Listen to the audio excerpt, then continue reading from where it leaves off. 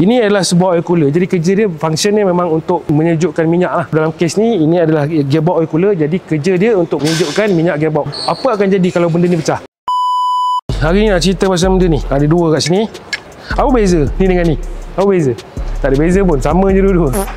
Ini adalah gearbox oil cooler yang kita keluarkan daripada sebuah Honda City. Yang ni pun sama daripada Honda City. Banyak lagi kat belakang tu yang kita dah keluarkan. Cuma hari ni saya nak ceritalah apa yang akan terjadi sekiranya benda ni rosak. Ini adalah sebuah oil cooler. Function dia memang untuk menyejukkan minyak lah. So dalam kes ni, ini adalah gearbox oil cooler. Jadi kerja dia untuk menyejukkan minyak gearbox. Apa akan jadi kalau benda ni pecah? Simptom awal dia ialah pemanduan kita akan start tak selesa lah. Gearbox akan start problem, jerking akan start, delay akan start, masuk gear kereta termenung, tak nak berjalan. Dan last sekali nanti, sampai satu tahap dia, kita punya kereta ni bila kita masuk gear D ke apa, kereta langsung tak berjalan. Dan kalau bawa datang workshop, kebanyakannya yang datang workshop kita ni memang yang berat-berat lah, memang dah teruk lah kan. Yang datang workshop, bila kita buka, bila kita keluarkan drain nut dia tu, kita boleh nampak yang keluar daripada gearbox dia tu adalah air ais. Sebab minyak dan coolant dah bercampur. Bila dah sampai tahap tu, kita dah tak boleh nak buat apa-apa dah. Gearbox tu memang dah tak boleh diselamatkan kecuali dengan cara kita overhaul.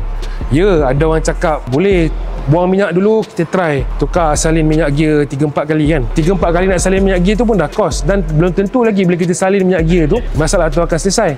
Kalau ikut pada data kat sini yang kita buat, tak ada pun yang selesai. Semua akan selesai sekejap, sementara, kemudian akan start balik problem. Sebab bila dah masuk air, dalam torque converter tu pun bulat kan. Bila minyak dan air dah bercampur, masuk ke dalam torque converter ni, macam mana cara kita nak keluarkan minyak dan air daripada torque converter? Benda tu kan duduk kat dalam. Nak tak nak kena buka. Dalam torque converter pun ada clutch. Clutch mana boleh kena air? Confirm lah problem. Okey, kesimpulan dia geng, bila benda ni rosak ataupun dia pecah, memang kita tak dapat nak tahulah bila. Kita tak boleh nak jangka bila, tapi kita recommend untuk tukar benda ni setiap 100 ke 150 ribu tu datanglah tukar. Senang cerita 100 ribu lah. Pakai 100 ribu, mileage dah cukup 100 ribu, datang tukar benda ni. Oil cooler gearbox. Benda ni kalau kita tukar pun tak berapa sen pun. Benda ni tak mahal pun. Tapi kalau dah sampai tahap kena overhaul gearbox tu, itu memang perit lah. Okey tuan-tuan, kalau tuan-tuan ada masalah dengan kenderaan tuan-tuan nak datang tukar oil cooler ke apa ke, nak datang servis, nak datang repair, nak minta kita diagnose, boleh datang ke Transmatic Automotive ni, Seksyen 15 Shah Alam. Kita buka hari-hari kecuali hari Jumaat. Hari Jumaat kita cuti.